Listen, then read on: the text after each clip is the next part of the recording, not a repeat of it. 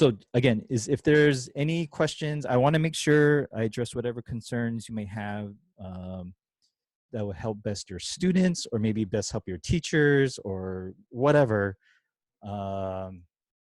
Please let me know. So again, we're open. Application deadline is August 1st.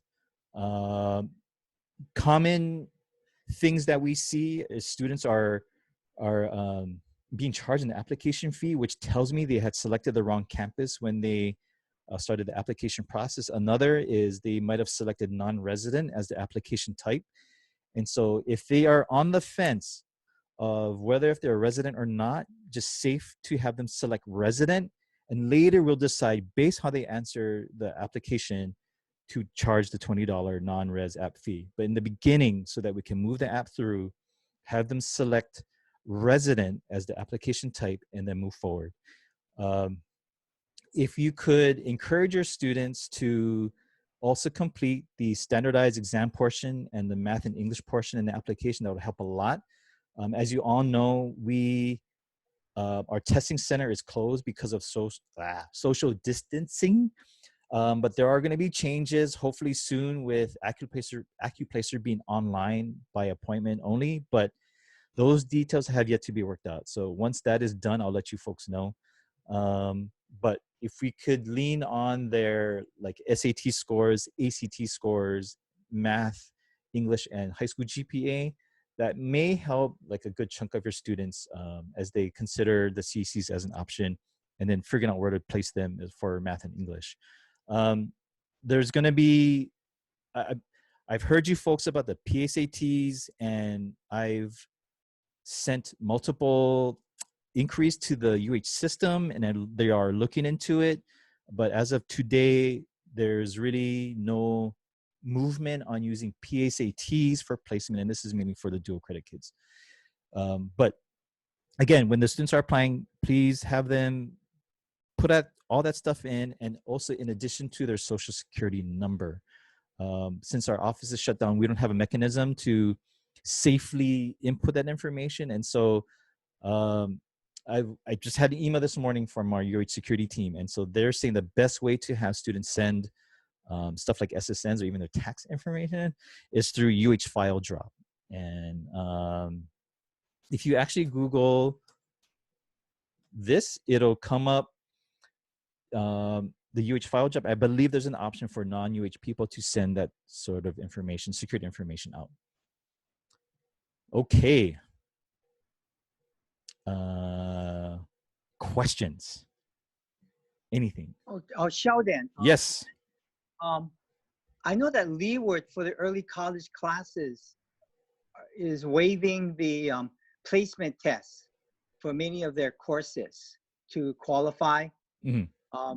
Is Kapiolani considering doing that for the fall early college classes? No, we're going to stand by the prerequisites. We're going to still have students submit their test scores because prereq is a whole different conversation anchored in just curriculum development and success in the class. And so we're not going to waive any prereqs. Good question though, Randy. Thanks.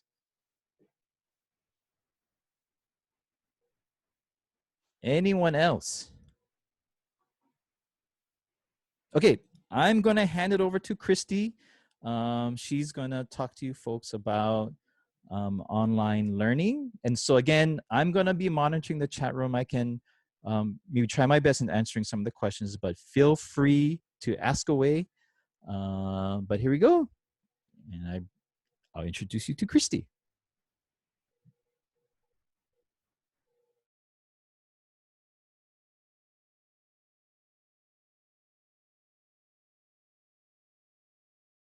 Aloha, everyone. Thank you, Sheldon, and I'm so glad to see everyone in Zoom land this morning. I just wanted to start off by saying congratulations to you all. I think we're all in this same period of time together, moving mountains and really transitioning to remote this past month in this contingency time we're in. It's been nothing short of a miracle. So I wanted to congratulate you all. I think it's the love you have for your students. I think most of you are teachers and counselors. So congratulations for all of the miracles you've been working the past month or so. So when I share this morning, I'm going to be talking about online learning kind of pre-COVID days. So it's the online learning program that we've had at Kapiolani and been growing, and the opportunities for students. So it was actually pre-COVID, but actually into COVID as well, as all of us have been really doing this miraculous work and tweaking and adjusting our sales of how we're supporting our students. Okay, so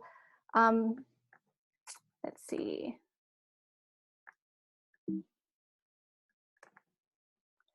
So the online programs and learning opportunities we have at Kapiolani, if I can just say one thing, one salient message for this whole, I guess, next 15 minutes I have with you folks, is that it's really an opportunity for your students and our community members to be able to reach their life goals, starting from wherever they're at. So we do offer a lot of opportunities to students at Kapiolani. Why would someone choose online learning at Kapiolani? Well, one is the access and options that we can offer. Second is our quality courses and online degree and certificate programs. And third is just the type of support that we can offer our online students. So related to access and options, this is really a broad area that we really want to be able to offer students access to their career and academic goals, again, from wherever they're starting at in their life plan. Online does offer options for students who have certain learning styles, preferences, and modalities in the ways that they wish to learn. So if someone is very self-motivated and self-disciplined, and they like to access their learning resources in times and ways that works best for them and the way that they learn, online can be a great option.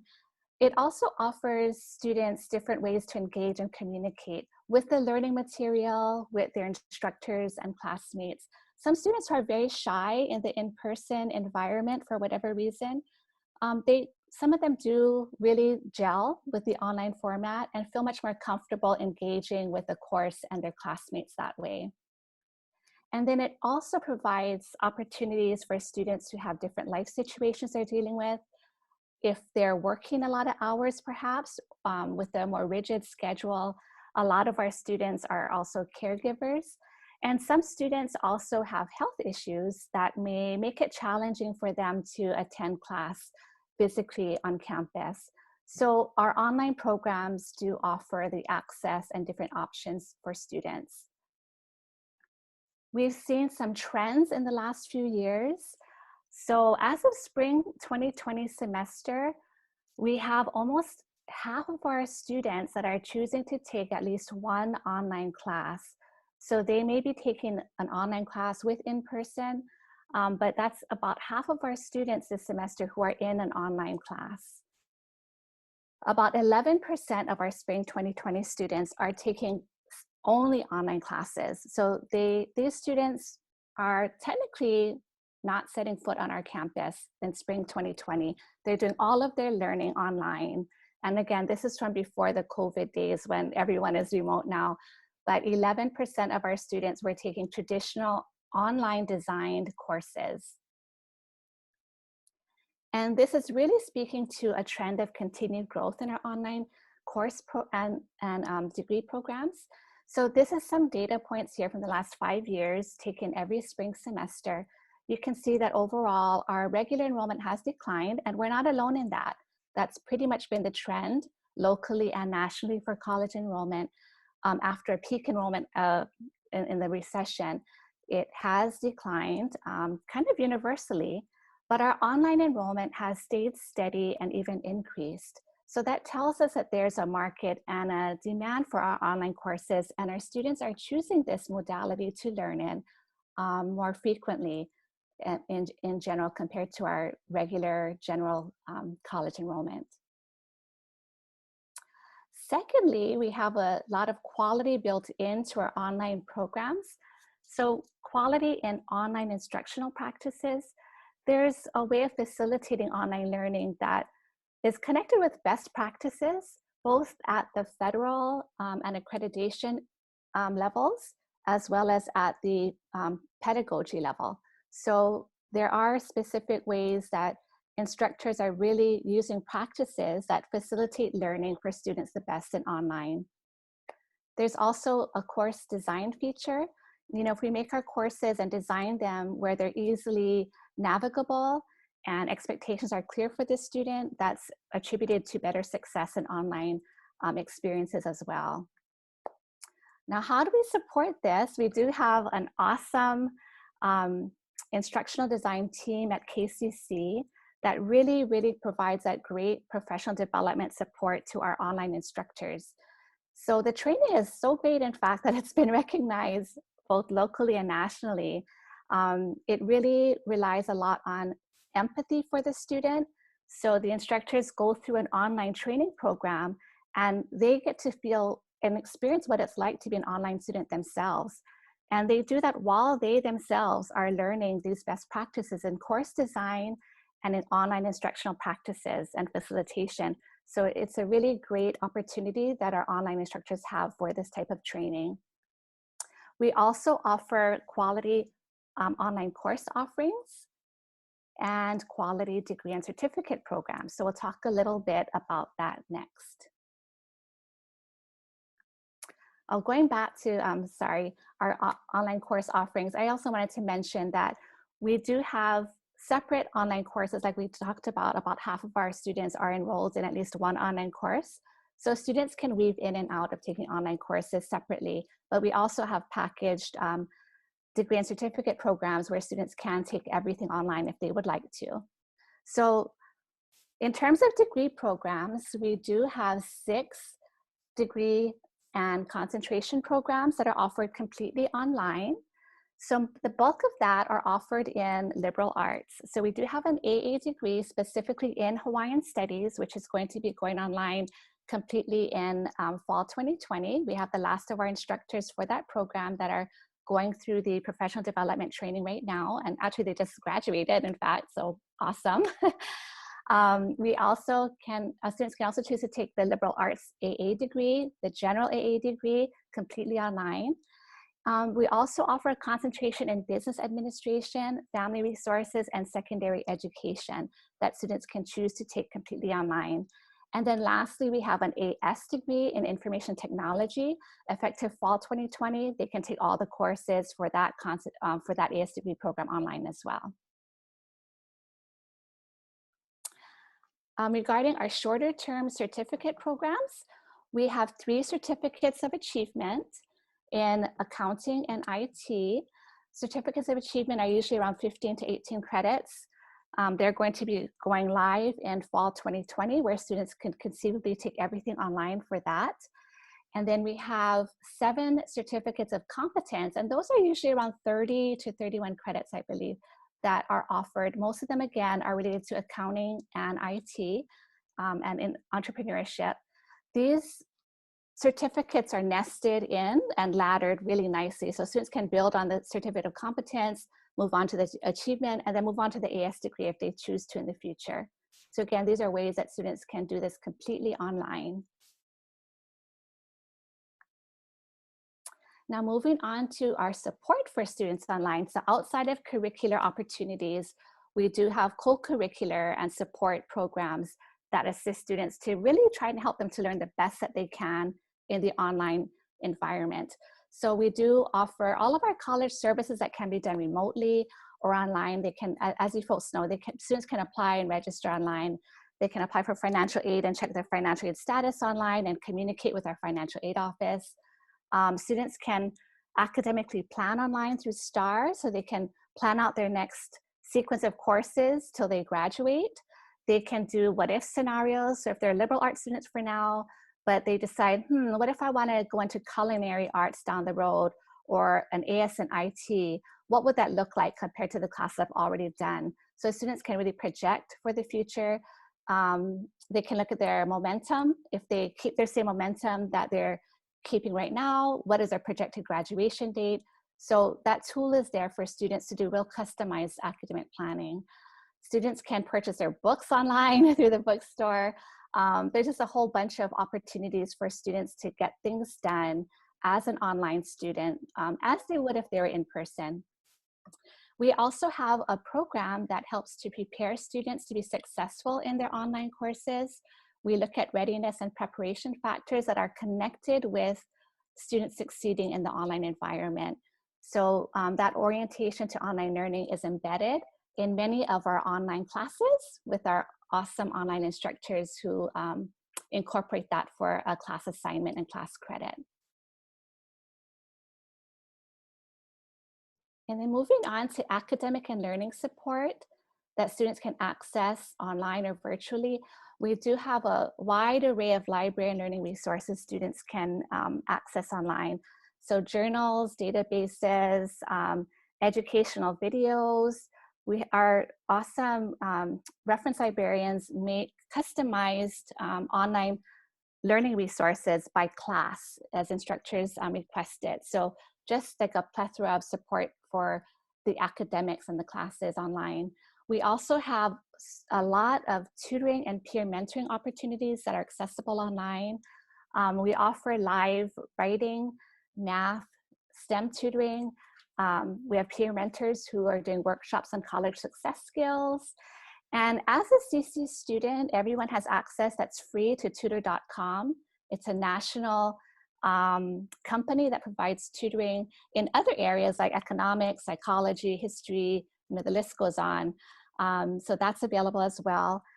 You folks probably know about OLA, the Online Learning Academy, that's put out by UH Manoa, but there's live tutors there in science, writing, and math. So our students just have a lot of support, really built around them to really help them through their academics. We have counseling and advising programs that are accessible online to support our students in every single major and program on our campus. So no matter what a student is majoring in, whether it's in person, or hybrid, if they're going partly online, partly in person, or completely online, we do have counseling and advising support for all of our academic programs. And then we also have targeted student population counseling support. So we have programs for veterans and military students, Native Hawaiian, international, TRIO, disability services, just a lot of support that's focused on removing barriers for students and focus on retention and persistence. So how do we really target our support to populations to give that extra reinforcement to students to get through to their educational goals? Okay, so that was a mouthful. Thanks for hanging in there. So if, we just wanted to give you that bottom line message that wherever your students are starting at, if they would like to start off in online as an option, whether it's to get some courses done, in an online format combined with in-person, we can get them started there. If you have students who are interested in completely online degree programs and certificate programs, we are building them as we speak. So we have the 20 for now, and it keeps growing. One thing I also wanted to mention that I didn't maybe mention before, we actually have longitudinal data. It was actually done by a national consortium of colleges and universities. And our UH students and UHCC students were actually in the study as well. So they looked at on-ground and online success rates at the 4-year and 2-year campuses as well. So the combination of being able to take some in-person and some online courses is correlated with higher long-term success outcomes. So with graduation and transfer outcome data. So, that's higher than students who are completely on ground from day one to end.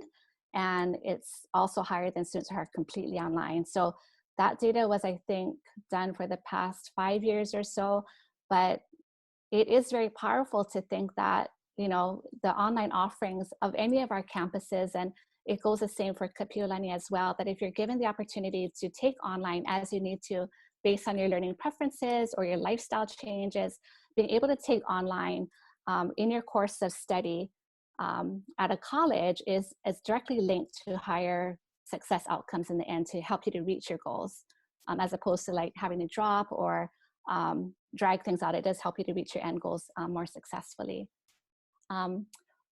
if anyone's interested in more information about our online programs, you can go to our website here. We have a 3-minute video that's really neat. And our students are our best vehicles and our best testimonies for online learning. And they're sharing about their own experiences and mentioning pitfalls as well to be aware of for future students, why they chose online learning and what they've learned to be successful in their online coursework. So if you have the chance, you can visit that site. And if I can be of an assistance to anyone here or in the future, I'd be more than happy to address any questions you might have. You can email me, we can set up a Zoom meeting, anything that would work, I'm more than happy. So just feel free to reach out at any time. So thank you. And I guess I'll open it up to any questions right now, if anyone has any questions.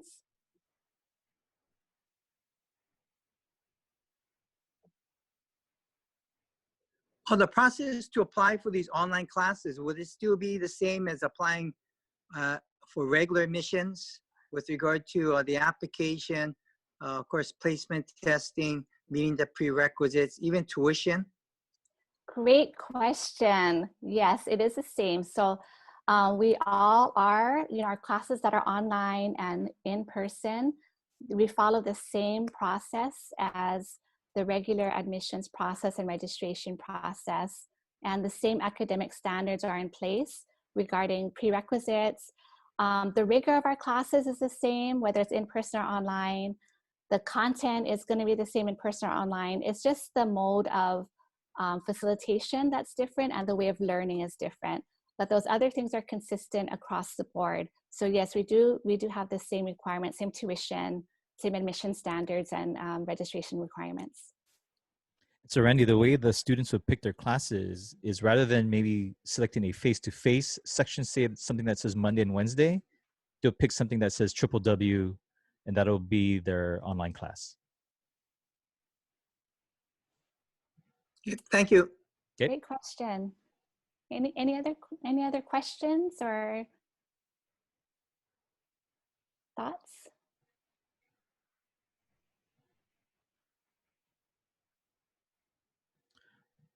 Okay, well, if anyone thinks of anything down the line, feel free to email me anytime. I'll be glad to help. Thank you so much. Thank you, Christy. Thank you very much. And so, as you can see, our online offering is amazing, and it almost as if it's overshadowing like our in-person resources. But just know that if you look on both sides of your student options, in person and online, just a ton of resources. And so I think this might be a stretch, but I feel like students can expect the kind of services they anticipated getting in person also online. In fact, seems like you can probably even get more online perhaps just because of the access.